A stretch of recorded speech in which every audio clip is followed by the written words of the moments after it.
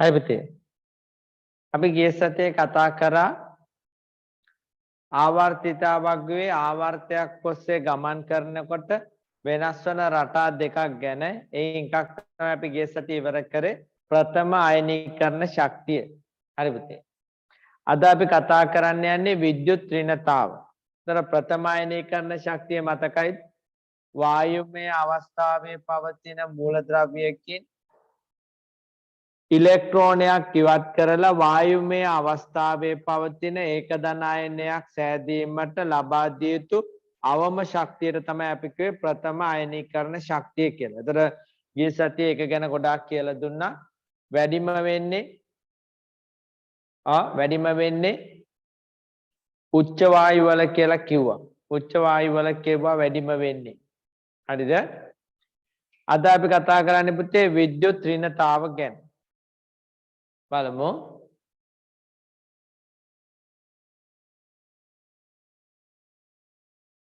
විද්‍යුත් ඍණතාව කියන්නේ මොකක්ද කියන එක අපි දැන් බලමු පුතේ. විද්‍යුත් ඍණතාව කියලා කියන්නේ හරිද?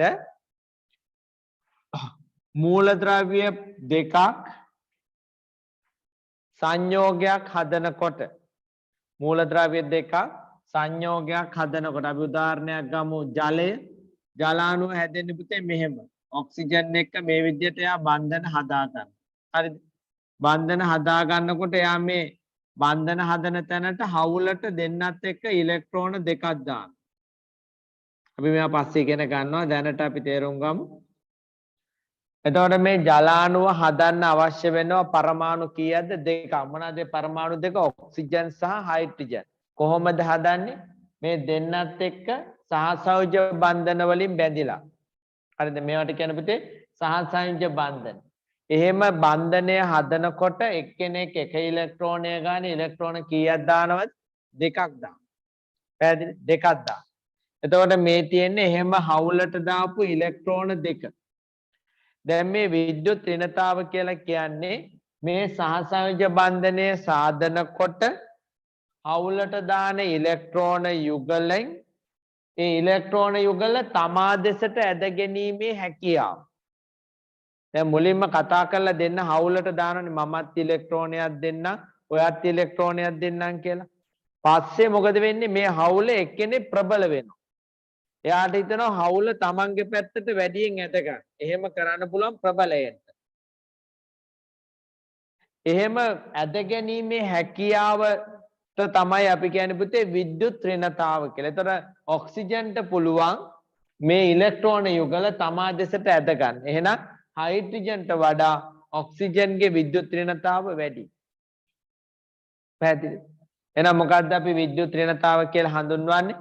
මූලද්‍රව්‍ය දෙකක් සහසංයෝජ බන්ධන සාධන විට හවුලට තබා ගන්නා ඉලෙක්ට්‍රෝන යුගල තමා දෙසට ඇද ගැනීමේ හැකියාවට අපි කියනවා විද්‍යුත් ඍණතාව කියලා. විද්‍යුත් ඍණතාව කියලා. ඒතර මේ විද්‍යුත් ඍණතාව පුතේ එන්න අපි ගත්තොත් එහෙම ආවර්තයක් දිගේ. ඒතර අපි දන්නවා ආවර්තයක් දිගේ hydrogen, helium, lithium, beryllium, boron, carbon, nitrogen, oxygen, fluorine, neon. මේගොල්ලෝ ගත්තොත් පුතේ වැඩිම අගේ තියෙන්නේ ෆ්ලෝරින්ට. අඩුම අගේ තියෙන්නේ ලිතියම්ට. ඒතර මෙහි ඉඳන් මෙහෙට වැඩි වෙනවා. අර ප්‍රථම අයනීකරණ ශක්තිය වගේ නෙමෙයි. එන්න මොකද වෙන්නේ? ක්‍රමයෙන් වැඩි වෙනවා. එන්න ක්‍රමයෙන් වැඩි වෙනවා. මේ නිසා වැඩිම අගේ තියෙන්නේ ෆ්ලෝරින්ට. එහෙනම් අපිට පොඩි ගැටලුවක් තියෙනවා නියෝන් ගැන. අපේ මේ ප්‍රස්ථාරයට අපි නියෝන්ව ඇතුළත් කරගන්නේ නැහැ. හේතුව නියෝන් කියන්නේ කවුද? පුතාලා දැන් දන්නවා. උච්ච වායුව. උච්ච වායු බන්ධන හදන්නේ නැහැ. ඇයි ඒ? ඒගොල්ලන් ඉපදෙනකොටම ඒගොල්ලන්ගේ අවසාන කවචය මොකද වෙලා තියෙන්නේ? සම්පූර්ණ වෙලා. ඒ නිසා ඒගොල්ලෝ කාටවත් ඉලෙක්ට්‍රෝන දෙන්න ඕනෙත් නැහැ. කාගෙන්වත් ඉලෙක්ට්‍රෝන ගන්න ඕනෙත් නැහැ. අවුල්ලට තියාගන්න ඕනෙත් නැහැ. මේ නිසා ඒගොල්ලෝ වෙන අයත් එක්ක බන්ධන හදන්නේ නැහැ. ඉතින් වෙන අයත් එක්ක බන්ධන හදන්නේ නැත්නම් ඒගොල්ලන්ට විද්‍යුත් ඍණතාවක් නැහැ. පැහැදිලිද? ඒ නිසා අපේ මේ පරිමාණය අපි මේකට කියන්නේ පෝලින් පරිමාණය කියලා. පෝලින් පරිමාණයට අනුව නියෝන්ව අපි අරගෙන නැහැ.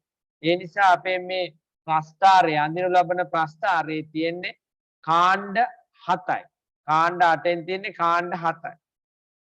හරිද?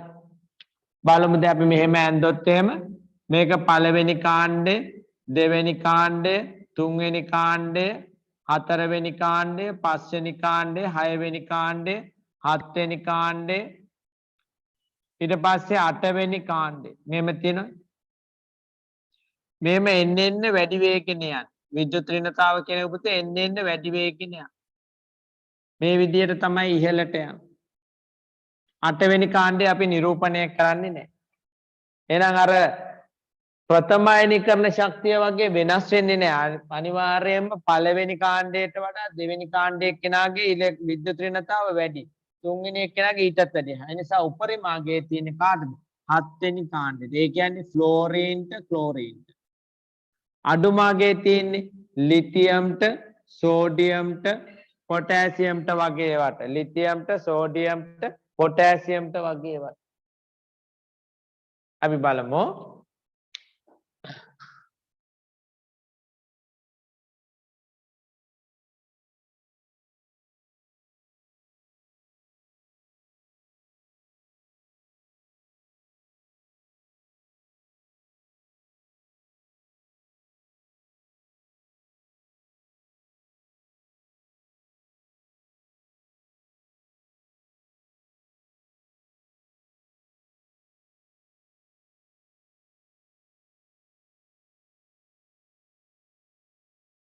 දෙයඹුතේ විද්‍යුත් ඍණතාව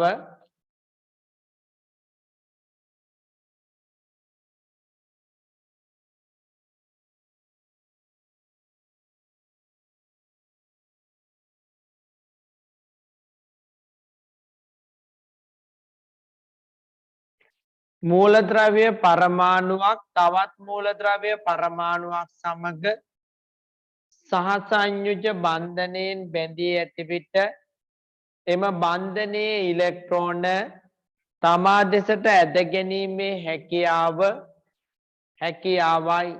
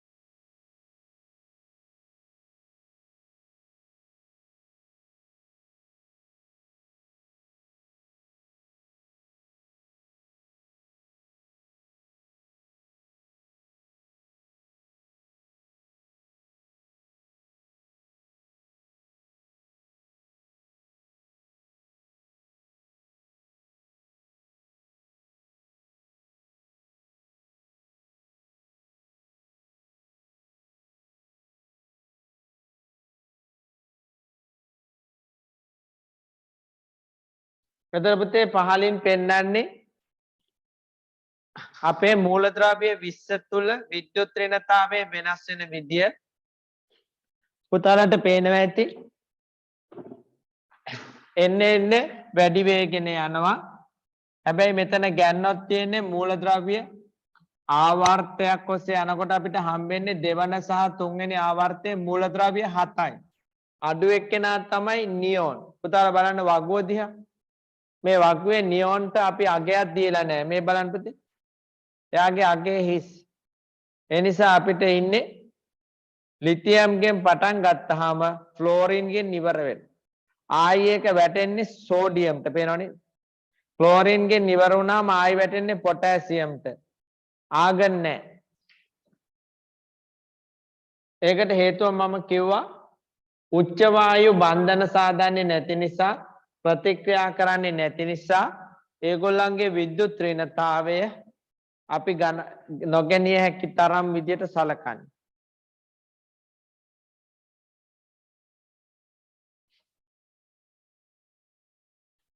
දැන් අපි අගයන් වලින් පොඩ්ඩක් බලමු. වැඩිම අගයේ තියෙන කාටද පුතේ? ෆ්ලෝරීන්ට. කීයද අගය? 4යි. ඊට පස්සේ අගයේ තියෙන කාටද? ක්ලෝරීන්ට. පේනවනේ? එතන මෙතන තියෙනවා ෆ්ලෝරීන්, ඊළඟට ඉන්නවා මේ පේලියේ වැඩිම ඉන්නේ ක්ලෝරීන්.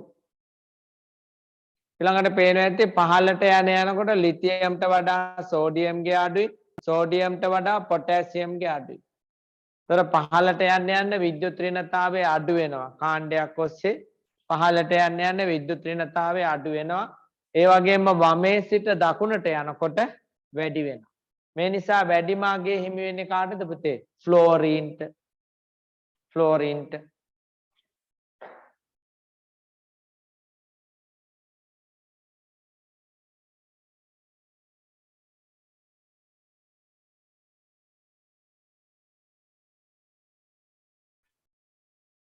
පුතාලා මේක අඳින්න ඕන දීලා තියෙන කොටුවල ඇඳලා පුතාලා ශීර්ෂ නම් කරන්න. ෆ්ලෝරීන්, ක්ලෝරීන් තමයි වැඩිම. ලිතියම්, සෝඩියම්, පොටෑසියම් තමයි අඩුම. ඒ කියන්නේ පළවෙනි කාණ්ඩය.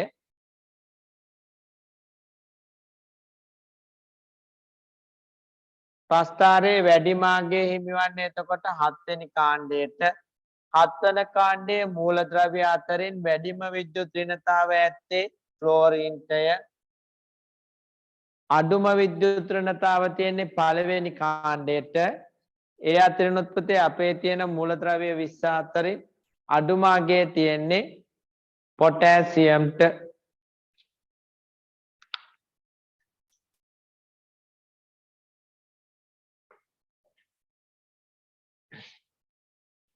පොටෑසියම්ට.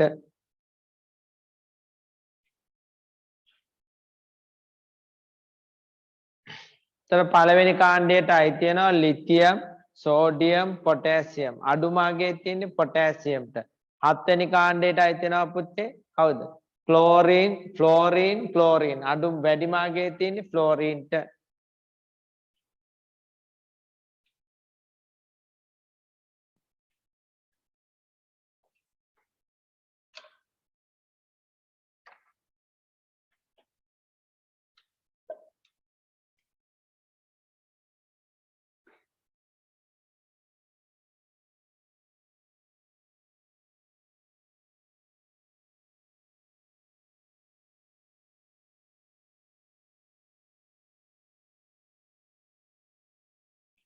වැදගත් කරුණු දෙමු. ආවර්තයක් ඔස්සේ වමේ සිට දකුණට යන විට විද්‍යුත් ඍණතාව වැඩි වේ. වාක්‍ය හොඳට තේරුම් අරන් ලියන්න පුතේ. ආවර්තයක් ඔස්සේ ආවර්තය කියන්නේ තිරස් අතර තියෙන පේලි. වම කියන්නේ පුතාලගේ වම් අත පැත්ත. ආවර්තයක් ඔස්සේ වමේ සිට දකුණට යන විට විද්‍යුත් ඍණතාවය වැඩි වේ.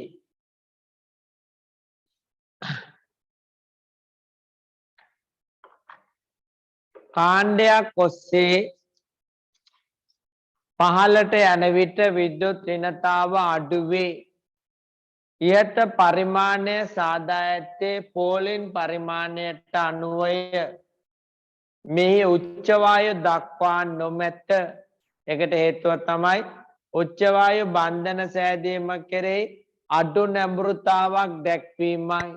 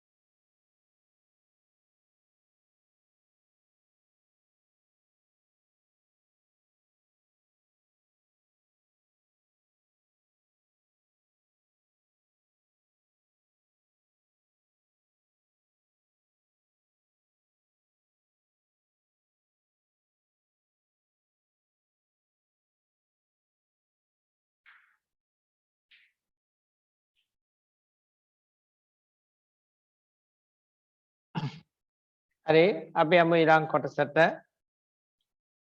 ඊළඟට අපි කතා කරන්න පුතේ සංයුජතාව ගැන. හරිද? දැන් අපේ පරිමාණ දෙක ඉවරයි. අපි අලුත්ම කොටසකට එන්නේ. අපිට සංයුජතාව වැදගත් වෙනවා ඉදිරියේදී සූත්‍ර ලියන්න. පුතාලට තනියෙන් සූත්‍රයක් ලියන හැටි අද කියලා දෙනවා. රසායනික සූත්‍රයක්. ඒකට අවශ්‍ය වෙනවා පුතේ සංයුජතාව. හරිද?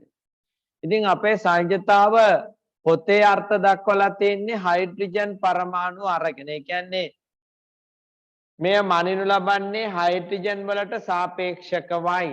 අපි එතන ලියලෙමු අර්ථ දැක්වීම. මූලද්‍රව්‍ය පරමාණුවක් සමග සංයෝජනය විය හැකි හෝ මූලද්‍රව්‍ය පරමාණුවක් සමග සංයෝජනය විය හැකි හෝ එමගින් ප්‍රතිස්ථාපනය කළ හැකි හෝ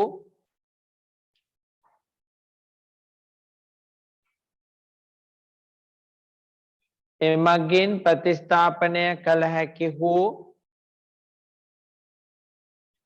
හයිඩ්‍රජන් පරමාණු සංඛ්‍යාව එම මූලද්‍රව්‍යක සංයුජතාව ලෙස හඳුන්වනු ලබයි.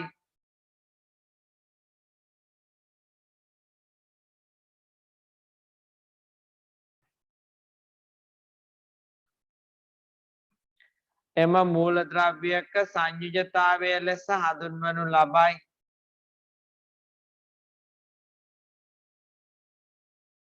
මම විස්තර කරන්නම් පුතේ.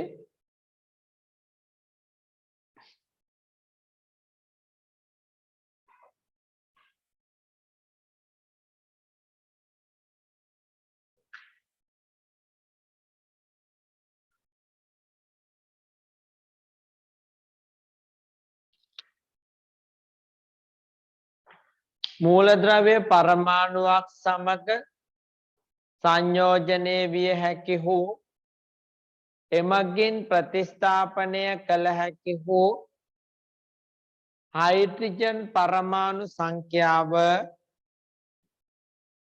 එම මූලද්‍රව්‍යයේ සංයුජතාව ලෙස හඳුන්වයි.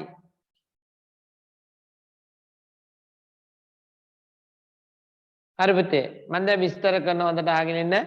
මේ අපිට දැන් අර්ථ දැක්වීම දෙන්නේ මෙන්න මේ විදියට. දැන් හිතන්නකෝ කාබන් පරමාණුව කියලා. එතකොට කාබන් පරමාණුවට බැඳෙන්න පුළුවන් හයිඩ්‍රජන් සංඛ්‍යාව පුතේ 4යි. තේරුණාද? එතකොට හරිද? එතකොට එයාට සංයෝජනය කියන්නේ මොකද්ද? එකතු වෙන්න පුළුවන් ගාන කීයද? 4යි. කාටද? කාබන්ට. හයිඩ්‍රජන්ලා කීයක් එකතු වෙන්න පුළුවන්ද? 4ක්. එතකොට කාබන්ගේ සංයුජතාව 4ක්. දැන් අපි ඔක්සිජන් ගත්තොත් ඔක්සිජන්ට බැඳෙන්න පුළුවන් හයිඩ්‍රජන් ගාන 2යි. එතකොට ඔක්සිජන්ගේ සංයුජතාව කීයද? 2යි. තේරුණාද? ඒකයි ඒකේ අදහස.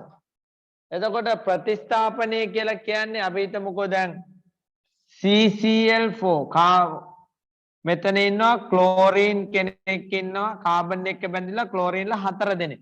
එතකොට මේ ක්ලෝරින්ලා පන්නලා හයිඩ්‍රජන් කීයක් බැඳෙන්න පුළුවන්ද? 4ක් බැඳෙන්න පුළුවන්. එතකොට ඒගොල්ලන්ව ප්‍රතිස්ථාපනය කරලා හයිඩ්‍රජන් එතනට එනවා. එහෙම වුණොත් හයිඩ්‍රජන්ලා කීයක් මෙතනට එන්න පුළුවන්ද? 4 දෙනෙක් එන්න පුළුවන්. එහෙනම් ඒකෙන් කියන්නේ එයාගේ මොකද්ද? ප්‍රතිස්ථාපනය කරන්න පුළුවන් ගාන කීයද පුතේ? 4යි. හරි. එහෙම නැත්නම් මේ තියෙන හයිඩ්‍රජන් කොච්චර එළියට පන්නන්න පුළුවන්ද? ඒත් 4යි. එතකොට මේකේ අදහස හයිඩ්‍රජන් සරලව කිව්වොත් කීයක් බැඳෙන්න පුළුවන්ද කියන එක. නමුත් අපිට ඒක ටිකක් අමාරුයිනේ තේරුම් ගන්න. ඉතින් මම දැන් තේරෙන විදියට වෙන විදියකට කියනවා මේ සංයුජතාව කියන්නේ මොකක්ද කියලා. අර්ථ දැක්වීම මතක තියාගන්න. එතන සංයුජතාව කියලා කියන්නේ දැන් අපේ අවසාන කවචයේ තියෙනවානේ පුතේ මොනවද? ඉලෙක්ට්‍රෝන. ඒවට කියපු නම මතකද? අවසාන කවචයේ තියෙන ඉලෙක්ට්‍රෝන වලට තව නමක් කිව්වා මතකයි කාටද? පාඩම් බලාගෙන ඉන්න ඕන පන්ති එනකොට අවසාන කවචයේ තියෙන ඉලෙක්ට්‍රෝන වලට අපි කියන්නේ සංයුජතා ඉලෙක්ට්‍රෝන කියලා. සංයුජතා ඉලෙක්ට්‍රෝන කියලා. හරිද? එතකොට අපි දැන් ගත්තොත් පුතේ අපේ ආවර්තිතා වගුව ගත්තොත් එහෙම පුතාලා දන්නවා ආවර්තිතා වගුවේ ඒගොල්ලන්ගේ සංයුතා ඉලෙක්ට්‍රෝන ගන්න අපිට හොයන්න පුළුවන් නේ. කොහමද අපි හොයන්නේ? ඔව් හයිඩ්‍රජන් හීලියම් අතරින්. එතන මෙතන එන්නේ කවුද? Lithium, beryllium, boron, carbon, nitrogen, oxygen කතා කරමු. ෆ්ලෝරින් සහ නියෝන්. ආයෙනවා sodium, magnesium, aluminium, silicon, phosphorus, sulphur, chlorine, argon. හරි. දැන් මේ මුල් ලිතියම්ගේ අවසාන කවචය කීයද තියෙන්නේ? 1යි. බෙරිලියම්ට තියෙන අවසාන කවචය කීයද පුතේ? 2යි. බෝරෝන්ට තියෙන්නේ 3යි. කාබන්ට තියෙන්නේ 4යි. හරිද? දැන් මේ හැමෝම උච්ච වායු වින්‍යාසය අත් කරගන්න මොකද කරන්නේ? මේ ඉලෙක්ට්‍රෝන අයින් කරනවා. මතකයිද අපි කිව්වේ? මොකද ඒගොල්ලෝ අයින් කරලා ධන ආයන හදනවා. මේ ඉස්සෙල්ලා මතකයි නේද පොඩ්ඩක් අපි කිව්වා ධන ආයන වල අපි හෙව්වේ අර ඉලෙක්ට්‍රෝන ගණන. එතකොට මේගොල්ලන්ට අයින් කරන්න පුළුවන් ඉලෙක්ට්‍රෝන ගාන කීයද? මෙයාට පුළුවන් 1ක් අයින් කරන්න, මෙයාට පුළුවන් 2ක් අයින් කරන්න, මෙයාට පුළුවන් 3ක් අයින් කරන්න, මෙයාට පුළුවන් 4ක් අයින් කරන්න. අන්නේ අයින් කරන ඉලෙක්ට්‍රෝන ගණන සමානයි යාගේ සංයුතාවය. මොනවට අයින් කරන්නද? උච්ච වායුවෙන්. උච්ච වායුනේ අපි කිව්වොත් එහෙම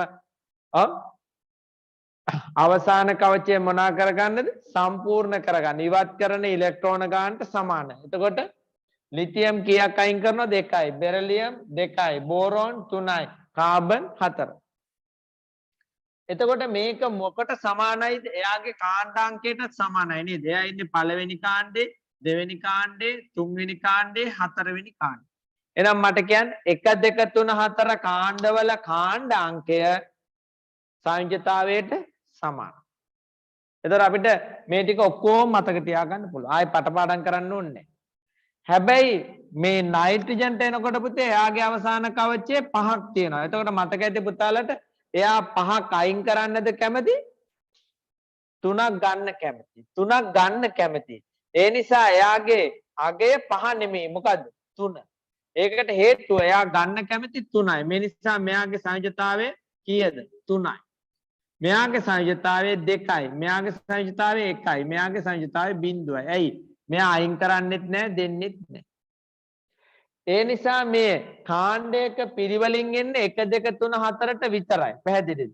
4න් පස්සේ වෙන්නේ මොකද්ද? 8න් අඩු කරලා ගන්න. එහෙනම් 1 2 3 4 කොහොමද ඊළඟට යන්නේ සංයුතාව? 3 2 1 බිංදුව. එහෙනම් ආයි කියන්න මට කාණ්ඩ පිළිවෙලට මතක තියාගන්න. පළවෙනි කාණ්ඩේ 1යි, දෙවෙනි කාණ්ඩේ 2යි, තුන්වෙනි කාණ්ඩේ සංයුතාවය 3යි, හතරවෙනි කාණ්ඩේ සංයුතාව 4යි, පස්වෙනි කාණ්ඩේ සංයුතාව 5 නෙමෙයි 3යි, 2යි, 1යි, බිංදුවයි.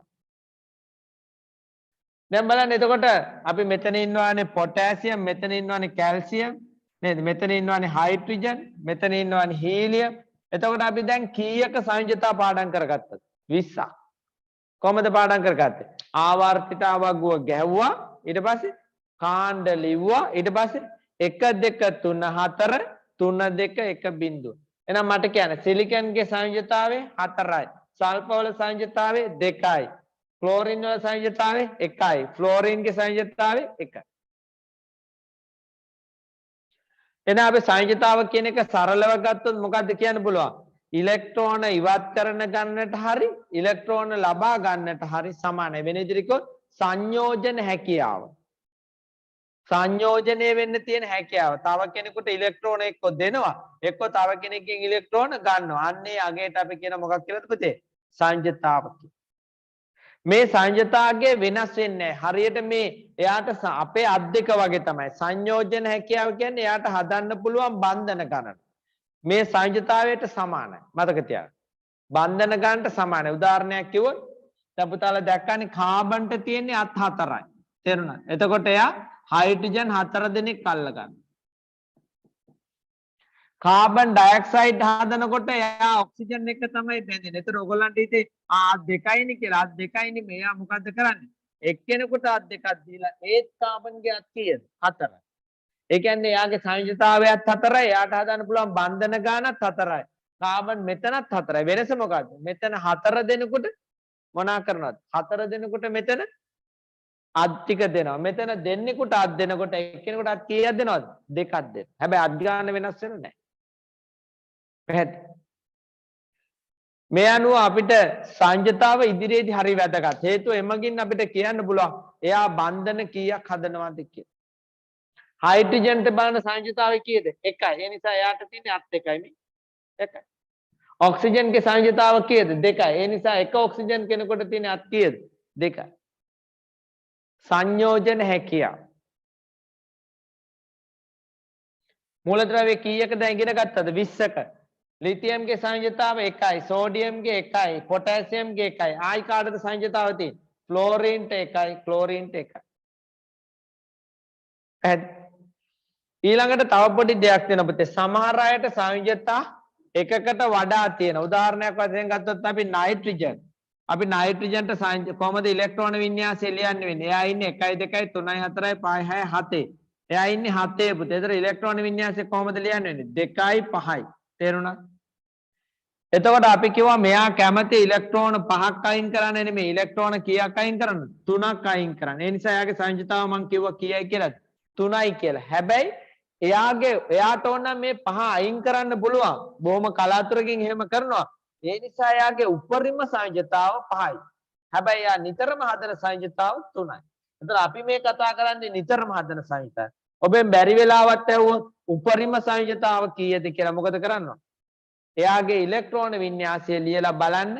එයාගේ අවසාන කවචයේ ඉලෙක්ට්‍රෝන කීයක් තියෙනවද කියලා. වෙන විදිහකට කිව්වොත් 1 2 3 4 කියන අයගේ උපරිම සංයතාවයත් 1යි, සාමාන්‍ය සංයතාවත් 1යි. හැබැයි 5 6 7 කාණ්ඩවලදී මොකද වෙන්නේ? සාමාන්‍ය සංයතාවය කියන්නේ කීයද පුතේ? 8න් අඩු කරලා ගන්න එක. උපරිම සංයතාවය කියන්නේ එයාගේ කාණ්ඩාංකය. මෙයා ඉන්නේ 5 වෙනි කාණ්ඩේ. මෙයා ඉන්නේ 6 වෙනි කාණ්ඩේ. මෙයා ඉන්නේ 7 වෙනි. එහෙනම් ෆ්ලෝරින්ගේ උපරිම සංයතාව කීයද? 7යි. එයා සාමාන්‍යයෙන් හදන්නේ 1යි. එනිසා බැරි වෙලාවත් විභාගය ඇහුවොත් එහෙම උපරිම සංයතාව කීයද කියලා. ඒතර ඔබ ඉලෙක්ට්‍රෝන වින්‍යාසය ලියලා බලන්න අවසාන කවචයේ ඉලෙක්ට්‍රෝන කීයක් තියෙනවද කියලා. පැහැදිලිද? දැන් අපි යම් එතෙන්දි මතුනොත් ගැටලු නැවතෙමු. බලන්න පුතේ. මූලද්‍රව්‍ය පරමාණු අපි ආයි කියනවා සංයුජතාව. මෙය මනිනු ලබන්නේ හයිඩ්‍රජන් වලට සාපේක්ෂකවයි. මූලද්‍රව්‍ය පරමාණුවක් සමග සංයෝජනය විය හැකි හෝ එමගින් ප්‍රතිස්ථාපනය කළ හැකි හයිඩ්‍රජන් පරමාණු සංඛ්‍යාව එම මූලද්‍රව්‍යයේ සංයුජතාව ලෙස හඳුන්වයි. එම මූලද්‍රව්‍යයේ සංයුජතාව ලෙස හඳුන්වයි. තවද යම් මූලද්‍රව්‍ය පරමාණුවක සංයෝජනය වීමේ හැකියාව සංයුජතාව යනුවෙන්ද හැඳින්විය හැක. මූලද්‍රව්‍යයක සංයුජතාව සෙවීම. මූලද්‍රව්‍යයක සංයුජතාව සමහර මූලද්‍රව්‍ය වලට සංයුජතා කීපයක් තිබිය හැක. මේ බලන්න පුතේ. තේරෙනවද බලන්න? සල්ෆ වලට තියෙනවා කීයද? 2 තියෙනවා, 4 තියෙනවා, 6 තියෙනවා. තේරුණාද? එතකොට කාබන්ට තියෙනවා 2 සහ 4. නයිට්‍රජන්ට තියෙනවා 3 සහ 5. එතකොට අපි බලන්න ඕන එයාගේ උපරිම සංයුජතාව නයිට්‍රජන්ගේ කීයද? 5යි. එයා සාමාන්‍යයෙන් හදන්නේ 3. සල්ෆර් එයාගේ උපරිම සංයුජතාව 6. හැබැයි එයා සාමාන්‍යයෙන් හදන්නේ 2. කාබන් ගත්තොත් උපරිම සංයුජතාවත් 4යි, හදන්නේ 4. පැහැදිලි? ඒක තමයි අපි ඊළඟ අවස්ථාවේ පෙන්නලා තියෙන්නේ. සංයුජතා ඉලෙක්ට්‍රෝන සංඛ්‍යාව 5යි. ඒ නිසා එයාගේ මූලද්‍රව්‍යයේ සංයුජතා දෙකක් තියෙනවා, 3 සහ 5. මූලද්‍රව්‍යයේ උපරිම සංයුජතාව කියන්නේ ඔය රවුන්ඩ් කරපු අගය. ඒ කියන්නේ 5. ලිය.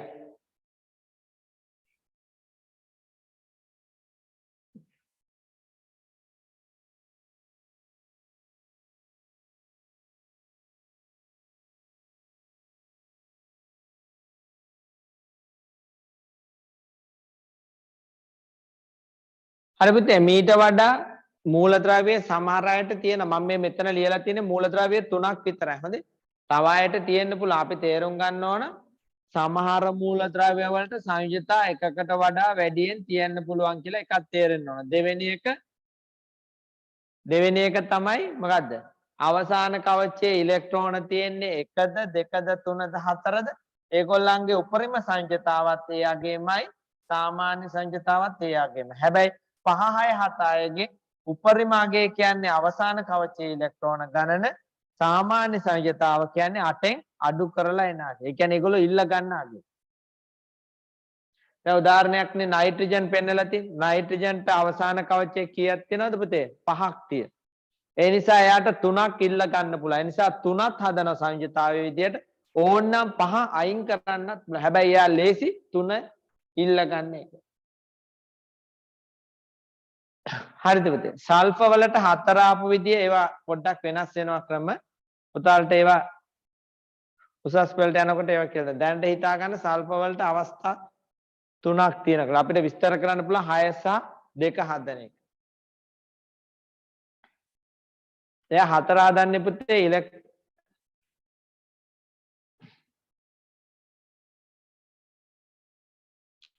එයාට 4ක් හදන්න පුළුවන්.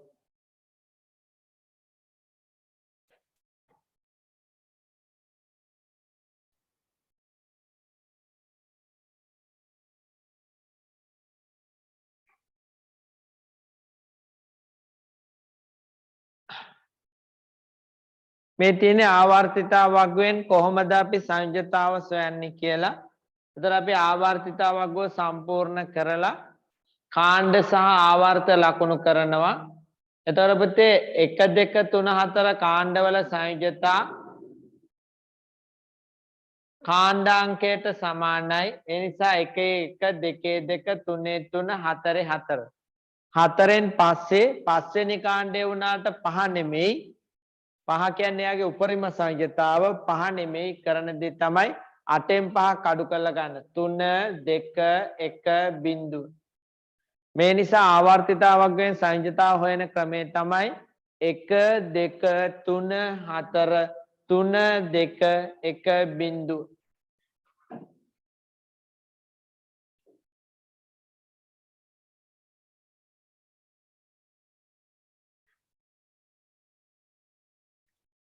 ඊළඟට අපි මෙතන තියෙන සංයුජතා පිරෙව්වා.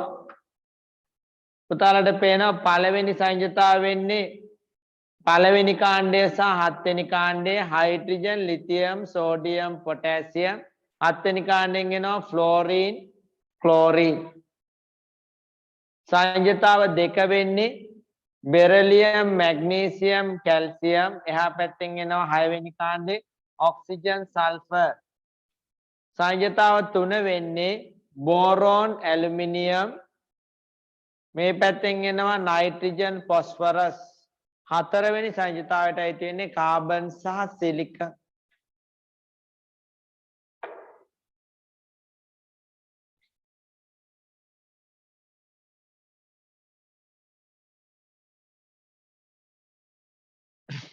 ඊළඟට පුතේ අපිට මේ තියෙන අච්චුපතේ තියෙන වගුව අපිට සිද්ධ වෙනවා කාණ්ඩ ටික මතක තියාගන්න. ඒතර මේ ටිකත් මම ඔයගොල්ලන්ගෙන් අහනවා.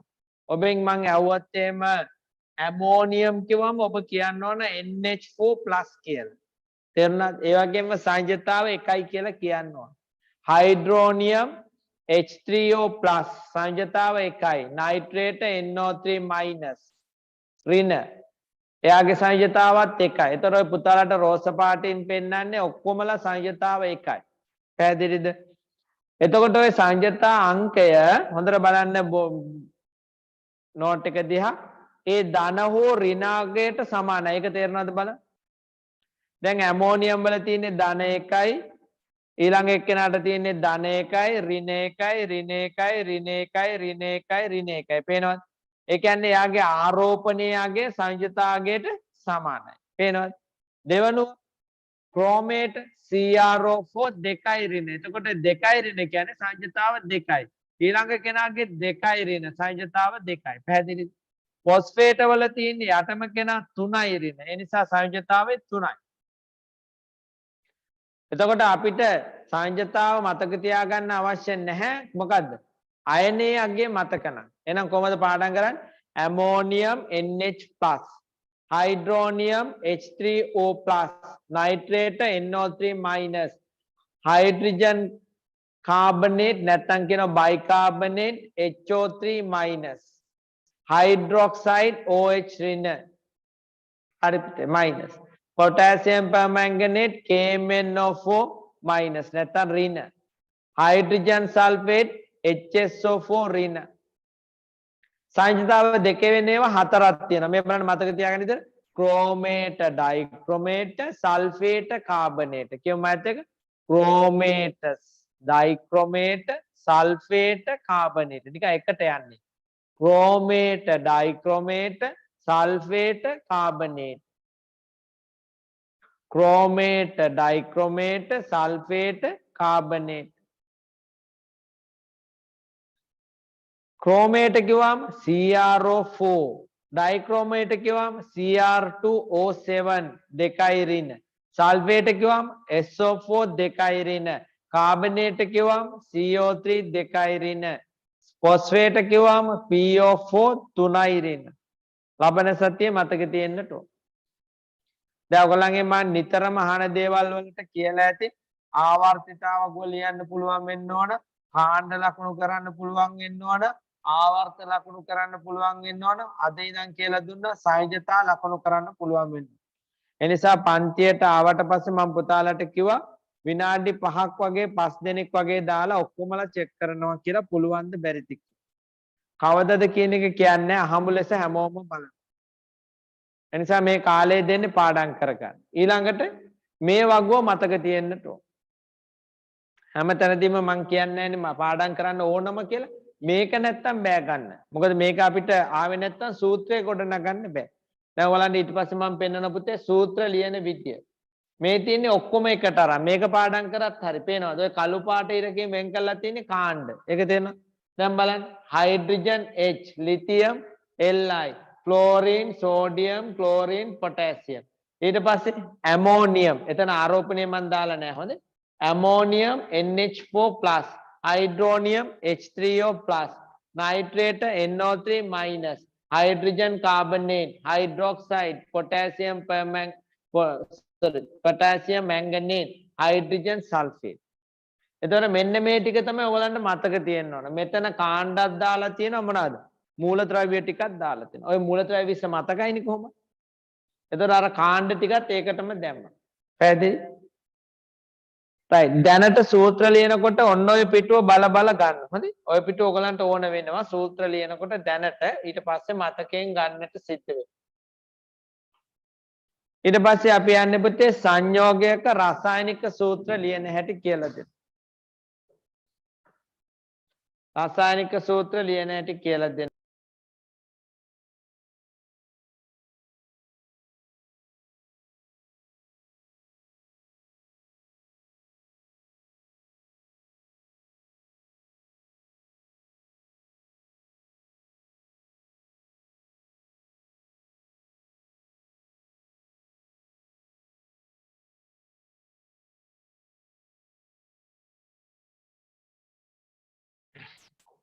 දැන් බලන්න පුතේ සූත්‍ර ලියන හැටි කියලා දෙන්න යන්නේ.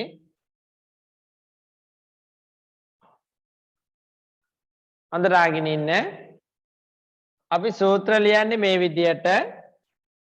මුලින්ම අපිට සූත්‍රය ලියන්න ඕන මූලද්‍රව්‍ය දෙක අපි අරගන්න. උදාහරණයක් විදිහට අපි හිතමුකෝ මැග්නීසියම් ක්ලෝරයිඩ් කියන අපිට ලියන්න කියන පුතේ සූත්‍රය මොකද්ද? Magnesium chloride.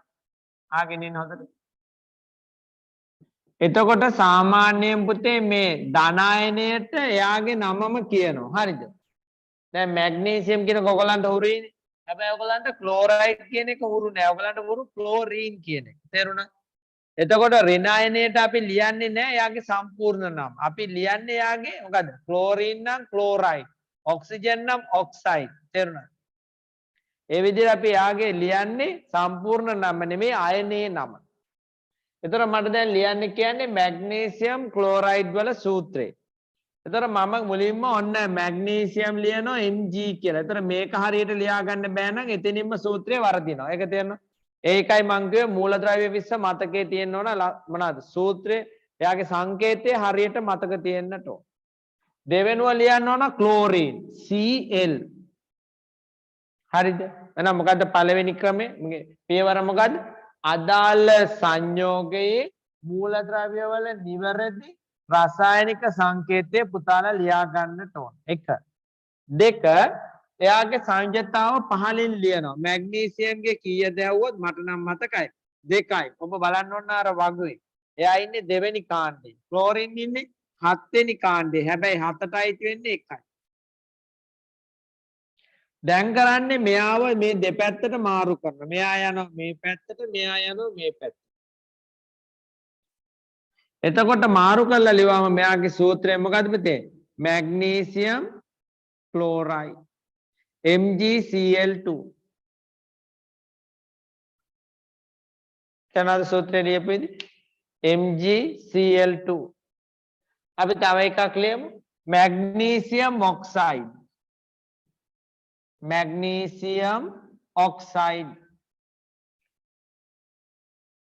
magnesium නම් කියන මයිත් එක Mg oxide නම් oxygen. මෙයාගේ අගය 2යි මෙයාගේ සංයුතාව 2යි. දෙපැත්ත මාරු කරනවා. දැන් මාරු කරාම අපිට ලැබෙන්නේ මොකද්ද? Mg2O2. ඊට පස්සේ සුළු කරනවා නම් පුතේ සුළු කරන්න බලන්න. දැන් 2ට 2 කැපෙනවා. ඒ නිසා කිසිම අගයක් නැහැ. ඒ නිසා එයාගේ සූත්‍රේ MgO. MgO. මම පුතාලට තව හිතන ක්‍රමයක් කියන්නම්. මේක වෙනම හිතන ක්‍රමයක්. හරි. එතකොට මේ මැග්නීසියම්ගේ සංයුතාව කියන්නේ මොකක්ද?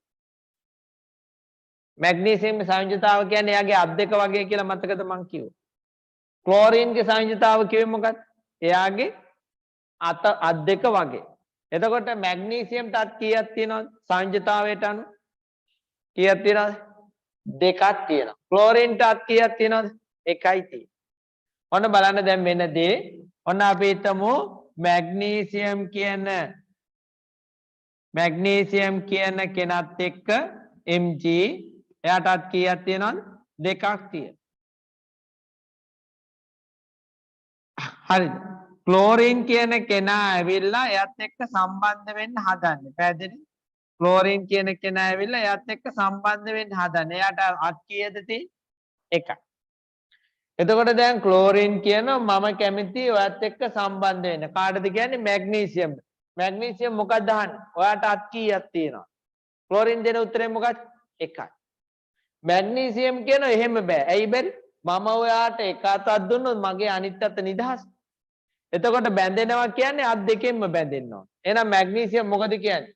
ඔයාට මගෙත් එක්ක බැඳෙන්න ඕනම නම් දැන් මොකද කරන්න ඕන? තව කී දෙනෙක් එක්කන් එන්න ඕන?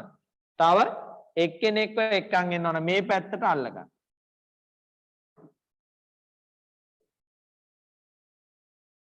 එයාටත් තියෙන එක අතයි. ඇයි මේ ක්ලෝරින්? එතකොට එයාට කී දෙනෙක් ඕන? දෙන්නෙක් ඕන. එහෙනම් මැග්නීසියම් කීයද? එකයි. ක්ලෝරින් කීයද? දෙකයි. මම නිකන් කිව්වේ. ඒ කියන්නේ මේ දැන් මේක හිතන්න මැග්නීසියම්ට අත් කීයද? දෙකයි. ඔක්සිජන්ට අත් කීයද? දෙකයි. එහෙනම් කී දෙනයිද ඕන? එක්කෙනයි ඕන. ඇයි? එයාගේ අත් දෙක අරයාගේ අත් දෙකට දුන්නාම බැඳෙනවා. අත් හිස්ස තියන්න බෑ. ඒ නිසා සූත්‍රය මොකද්ද? මැග්නීසියම් 1යි ඔක්සිජන් 1යි. මම මේ තමයි ලියන පිළිවෙල. හොඳ. එයාගේ සංයුතාව පහලින් ලිව්වා. ඊට පස්සේ මොකද කරන්න ඕන පුතේ? දෙපැත්ත මාරු කරා. සමාන නම් කපලා දාන්න පුළුවන්. සුළු වෙනවා නම් කපලා දාන්න පුළුවන්. එතකොට අපිට මේ වගේ පුතාලට දැන් සූත්‍ර ඔතන තියෙනවා සූත්‍ර මම හිතන්නේ 20ක් විතර තනියෙන් ලියන්න පටන් ගන්න ඕන. මුලින් අපි පියවර ලියන්න පටන් ගමු.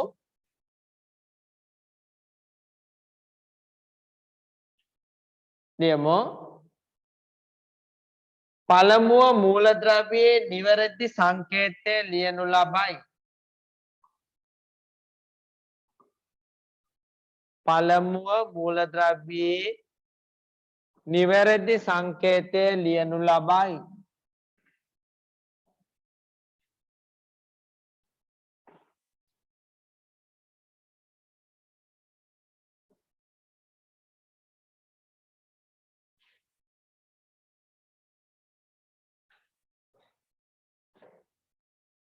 ඉන්පසු එක් මූලද්‍රව්‍යයේ සංයුජතාවය සූත්‍රයට පහළින් ලියනු ලැබේ. ඉන්පසු එක් මූලද්‍රව්‍යයේ සංයුජතාවය සූත්‍රයට පහළින් ලියනු ලැබේ. පසුව මූලද්‍රව්‍ය දෙකේ සංයුජතා මාරු කර ලියයි.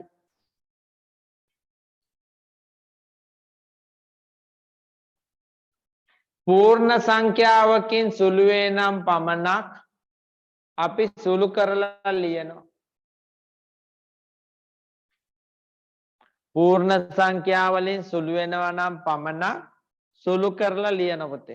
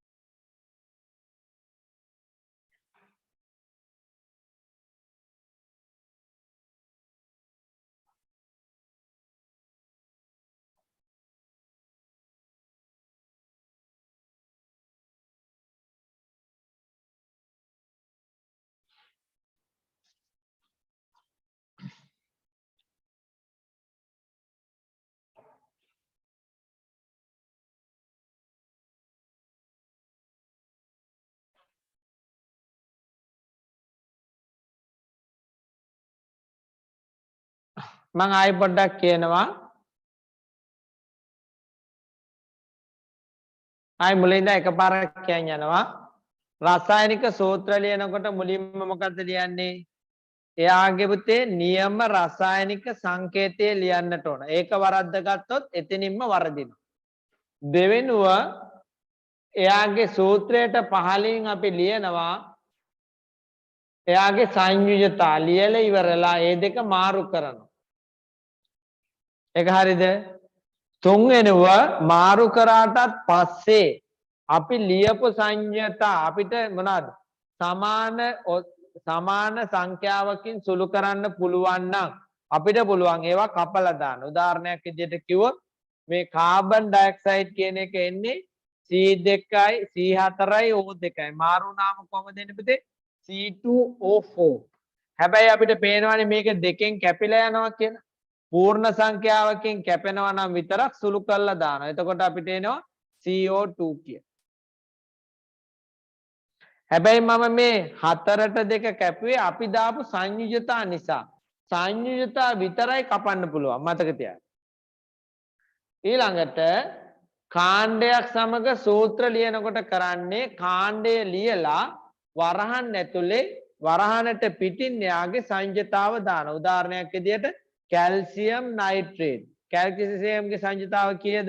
ඔයගොල්ලෝ ඔන්න වගුවේ බලන්න 2යි. නයිට්‍රේට් වල සංයුජතාව කීයද? 1යි. ඒ එක දාලා තියෙන්නේ අර වරහනට පිටතින්. හරිද? දැන් ඔය ඍණ ලකුණ තිබුණත් කමන්නේ නැතත් කමන්නේ. මොකද ඒක සූත්‍රයට එනකොට අයින් වෙනවා. ඊට පස්සේ අපි මේ දෙන්නව මාරු කරනවා. මාරු කරාම කැල්සියම් වල එක අයින් වුණේ ඇයි? පොඩක් බලන්න. එකේ වටිනාකමක් නැහැ. තේරුණා නේද? අපි එක ලියන්නේ නැහැනේ සාමාන්‍ය. එතකොට දෙක දැම්මේ ඇයි? දෙක එනවා නයිට්‍රේට වලට. Aluminium sulphate. එතකොට ඇලුමිනියම් කියන්නේ Al එයාගේ සංයුජතාවය 3යි. සල්ෆේට වල සංයුජතාවය 2යි. දෙපැත්ත මාරු වුණාම මොකද වෙන්නේ? Al2SO4 3.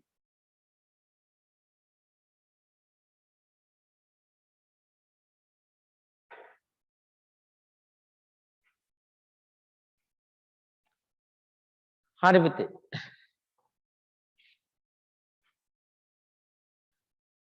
දැන් පුතාලට අද ගෙදරදී වැඩ ටිකක් තියෙනවා. එකක් තමයි මොකද්ද කරන්න ඕන මං කියන විදිහට කරොත් වරදින්නේ නැහැ. එකක් තමයි මොනවාද? සංයුජතා ටික පාඩම් කරන්න. මූලද්‍රව්‍ය 20. ඒක නම් පාඩම් කරන්න දෙයක් නැහැ. ආවර්තිතා වගුව ගැවුවා 20 තියෙනවා. දෙවනුව මොකද කරන්න ඕන? නයිට්‍රේට NO3- තේරුණාද? සල්ෆේට SO4 2යි ඍණ. කාබනේට CO3 2යි ඍණ කියලා පාඩම් කරන්න. පාඩම් කරලා කාට හරි අහන්න කියන්න. අම්මට හරි තාත්තට හරි අයියට හරි. එතකොට අහුවම ඔබ මතකයෙන් කියන්න ඕන. ෆොස්ෆේට දැන් මට නම් පුළුවන් PO4 3යි ඍණ. බයිසල්ෆේට HSO4 ඍණ 1යි. තේරුණාද? ඒක නැත්තම් අපිට ගන්න බෑ. දැන් මෙතන සල්ෆේට කිව්වම කෙනෙකුට හිතන්න පුළුවන් සල්ෆර් කියලා. එතකොට එයා ලියන්නේ S. හැබැයි සල්ෆේට කියන්නේ S නෙමෙයි මොකද්ද? SO4. ඔන්න දැන් අපි ලියන්න හදන්නේ. පුතාලට එතන ඔක්කොම මං දාලා තියෙනවා 20 ගාණක් නේද? 27ක් තියෙනවා. හරි. පොඩියට ලියන්න මම දැනට ඔයගලන්ට කීපයක් ලියවන්න. ඊටු ටික ඔයගලන්ට ඉතුරු කරනවා ගෙදෙද්දි ලියන්න. පළවෙනි එක සෝඩියම් ක්ලෝරයිඩ්. ඒක පුළුවන් ලියලා නැති. දෙවෙනි එක කැල්සියම් ක්ලෝරයිඩ්. එයාව ලියමු. සංකේතය මොකද්ද? කැල්සියම් Ca ක්ලෝරයිඩ් කියන්නේ ක්ලෝරින්. ලියන්න පුතේ. සංයුජතා දාන්න. 2යි 1යි. මාරු කරන්න. එහෙනම් සූත්‍රය කියන්න බෑ. CaCl2. මේ මිතන්න විනාඩියක් S2 පියාගෙන කැල්සියම්ට අත් කීයද? 2යි. ක්ලෝරින්ට අත් කීයද? 1යි. අත් දෙකක් තියෙන කෙනෙකුට තනි අතයයි කීයක් ඕනද? දෙන්නෙක් ඕන. එහෙනම් සූත්‍රේ CaCl2.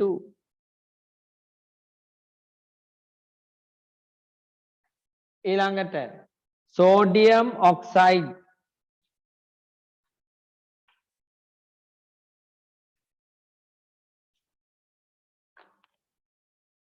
sodium oxide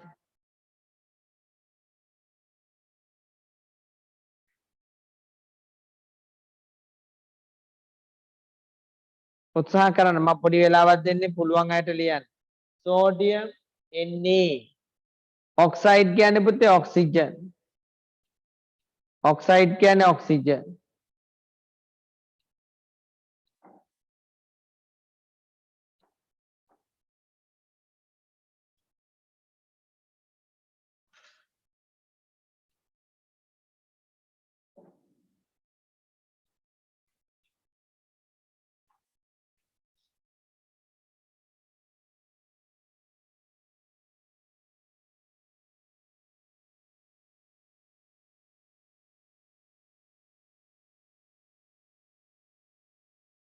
එහෙනම්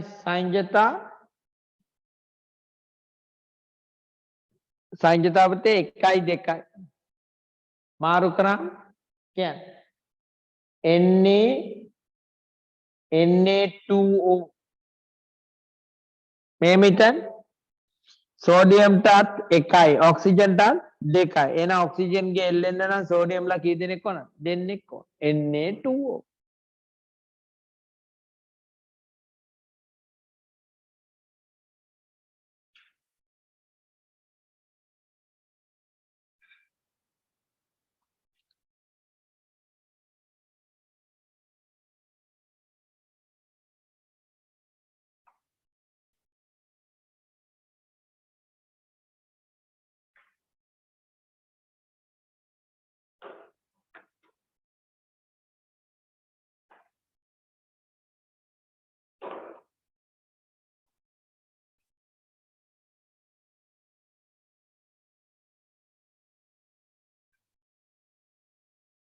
හරිද එහෙනම්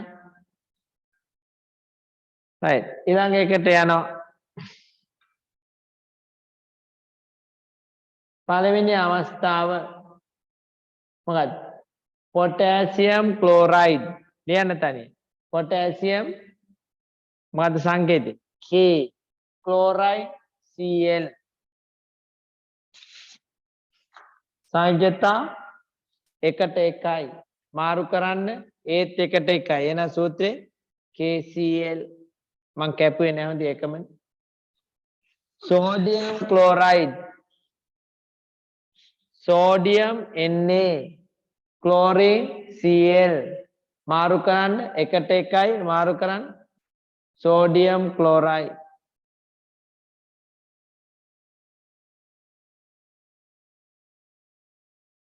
calcium chloride calcium Ca chloride Cl පුතාලා අර වගුවෙන් බලන්න පුතේ පිටු අංක 21 තියෙනවා ඔයගලන්ට සංයුජතා වගුව ඒක ළඟ තියාගන්න ඒක දිහා බලන්න එතන කැල්සියම් ගේ සංයුජතාවය 2යි ක්ලෝරින් ගේ 1යි මාරු කරාම CaCl2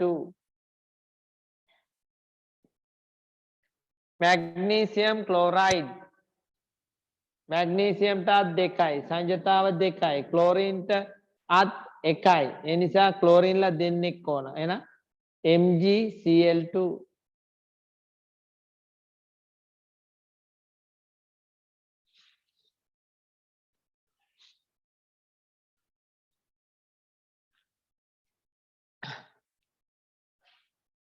aluminium chloride aluminium Al chlorine Cl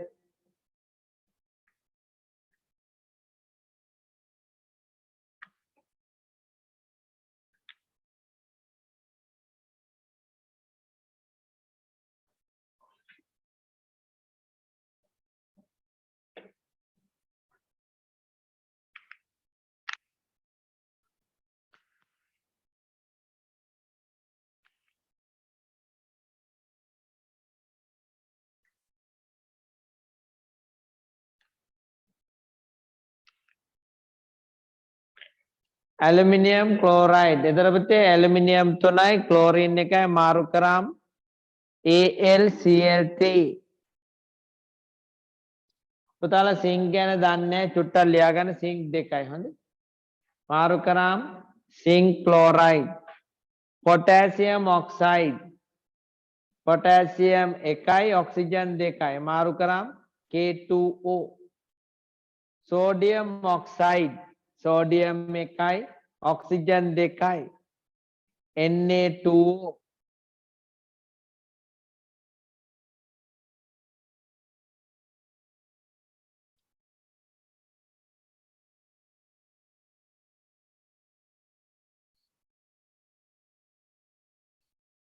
ඉතුරු ලියන්න යන්න පුළුවන් අය පුතාලට දැනට පුළුවන් 13 වෙනකන් ලියන්න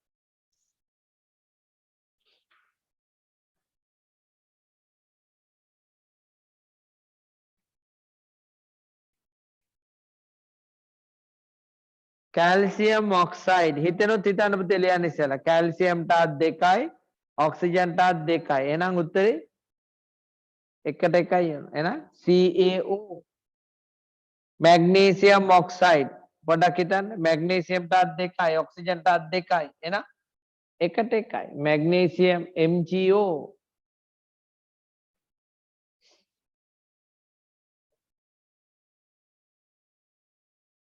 දෙකට දෙක කැපිලා යනවා calcium oxide magnesium උත් දෙකට දෙකයි කැපිලා යනවා MgO aluminium oxide දෙකට 3යි දෙපැත්ත මාරු නම් Al2O3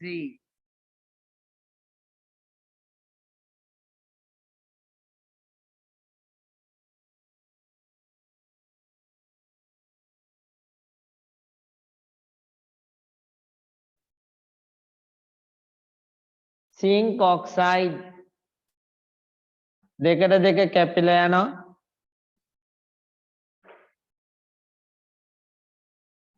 hydrogen chloride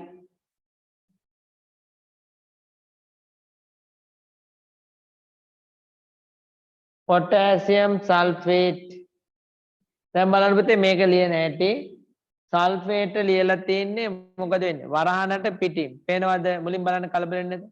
ඊට පස්සේ දෙන්න මාරු කරන්න. එතකොට මොකද වෙන්නේ? K2SO4. ඇයිද වරහන ඉවත් කරේ ඇයි? ඒ වරහනට යම්බේ තියෙන එකනේ. එක තියෙනවා නම් වරහන ඕනේ නැහැ. Sodium sulphate. සෝඩියම් 1යි සල්ෆේට් 2යි. දෙපැත්ත මාරු කරන්න. Na2SO4 වරහන ඕනේ නැහැ. ඇයි? එකනේ තියෙන්නේ. Calcium sulphate. කැල්සියම් 2යි සල්ෆේටත් 2යි. එහෙනම් දෙකට දෙක කැපිලා යනවා. ඒ කියන්නේ එහෙනම් සූත්‍රේ CaSO4.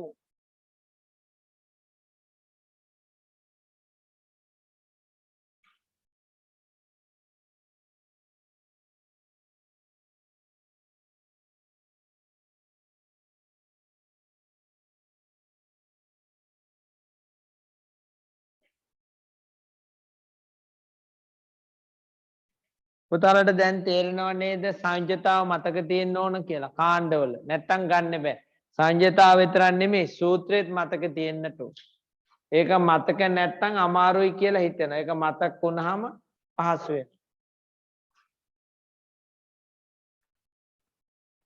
හරි පුතේ K2SO4 වලට අපිට බෑ මෙහෙම දෙකට හතරට එකට එකයි එකට දෙකයි කියලා කපන්න බෑ තේරුණාද මොකද මේ SO4 වල තියෙන 4 කියන්නේ එයාගේ උපතින් එන එක සංජ්‍යතාව නෙමෙයි. අපිට කපන්න අවසර තියෙන සංජ්‍යතා ඉලක්කම් විතර. මෙතනට වරහනක් දැම්මේ නැත්තේ පුතේ මෙතන සල්ෆේට වලට එන්නේ එක නිසා. එක නම් වරහනක් අවශ්‍ය නැහැ.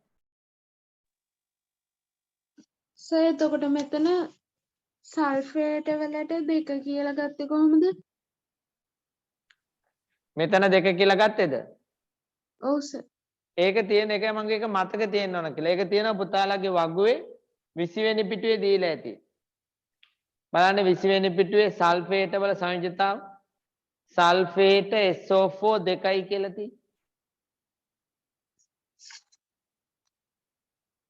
කාබනේට CO3 2යි කියලා. පුතාලා දැනට ඒ වගුව ළඟ තියන් හදා ගන්න. 21 වෙනි පිටුවේ තියෙන ඔක්කොම දාලා. හැබැයි සතියක් යනකොට ඒක පුළුවන් වෙන්න ඕන.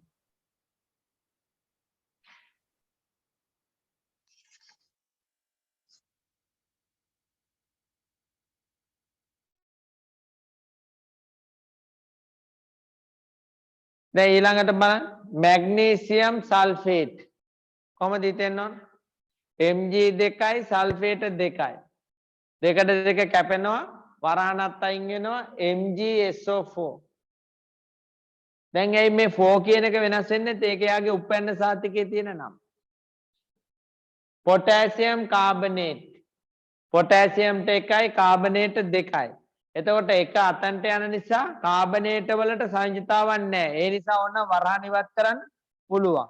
ඒ නිසා අපිට ලියන්න වෙන්නේ K2CO3.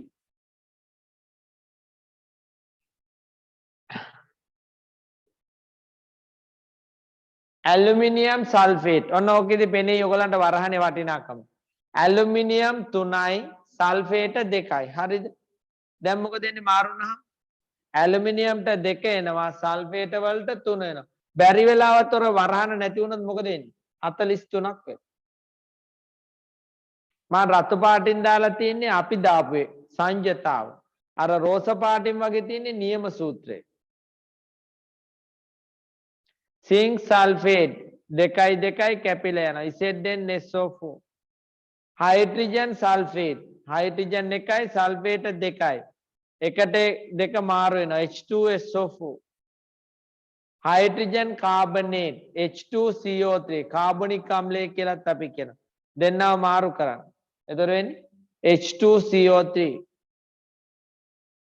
සිංක් කාබනේට්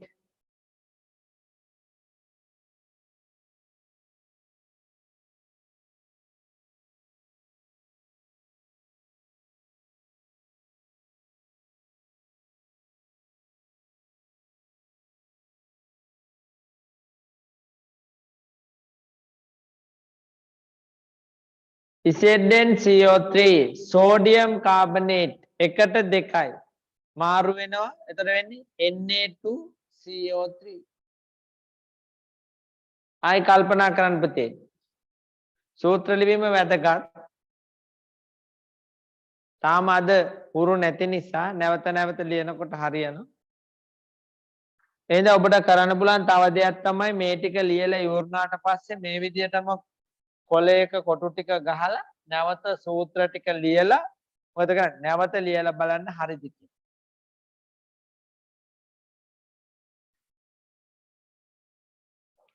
කාණ්ඩ මතක තියෙන්න ඕන කාණ්ඩය දැන් සල්ෆේට් කිව්වම එකපාරට SO4 කියලා ගන්න ඕන බයිකාබනේට් කිව්වම HSO4 sorry bicarbonate HCO3 බයිසල්ෆේට් HSO4 එහෙම ගන්න පුළුවන් වෙනවා මතකෙට එන්නට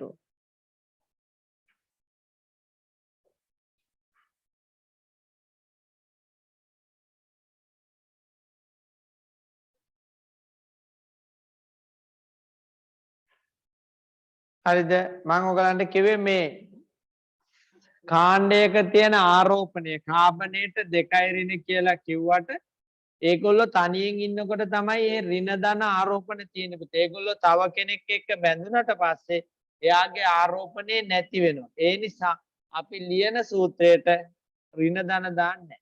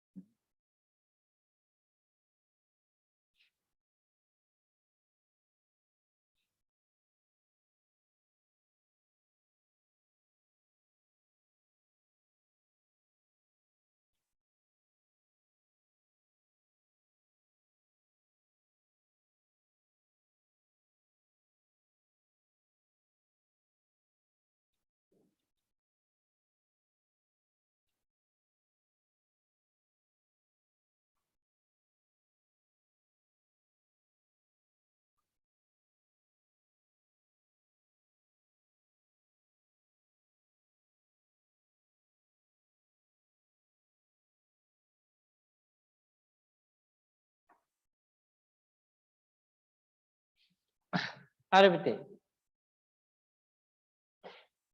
ඊළඟ කොටස කැල්සියම් කාබනේට් කැල්සියම් 2යි කාබනේට 2යි මාරු වුණාම calcium carbonate magnesium carbonate magnesium 2යි කාබනේට 2යි මාරු වුණාම කැපිලා යනවා MgCO3 ඇලුමිනියම් කාබනේට් ඔන්න ඕක වෙනස් වෙනවා ඇලුමිනියම් 3යි කාබනේට 2යි දැන් අපිට මෙහෙම මාරු වෙනවනේ දැන් අපිට ඔය 3ට 3 කපන්න බෑ හොඳේ තේරෙනවනේ මොකද හේතුව තමයි අර ඒ දෙන්න දෙන්නේ අපිට කපනවා නම් කපන්න පුළුවන් 2ට 3 නමුත් 2ට 3 සුළු වෙන්නේ එහෙනම් අපි මේ විදිහට තියෙනවා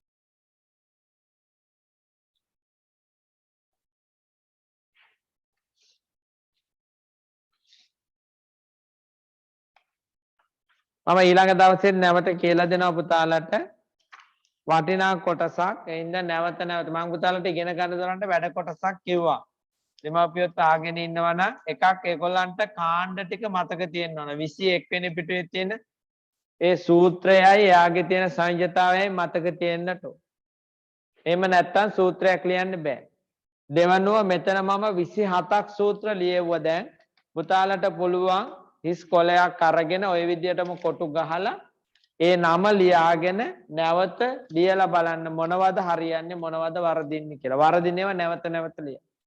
එතකොට හරිය. ඔක 3-4 පාරක් ලියවනකොට හරිය. දැන් මට නම් කියනකොටම සූත්‍රය ගොඩනගන්න පුළුවන් හුරුකම. දැන් මම කිව්වොත් කැල්සියම් ඔක්සයිඩ්. ඒතර මම හිතන්නේ මොකද්ද?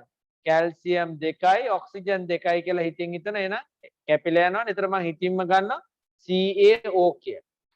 මැග්නීසියම් ක්ලෝරයිඩ් මම කොහමද හිතන්නේ මැග්නීසියම් 2යි ක්ලෝරින් 1යි එතකොට දෙපැත්ත මාරු වෙන්න ඕන කියලා හිතෙන් හිතනවා එතකොට MgCl2 මම ලියන්නේ එතකොට එහෙම හුරුව හිතට ගන්න ටිකක් හුරු වෙන්න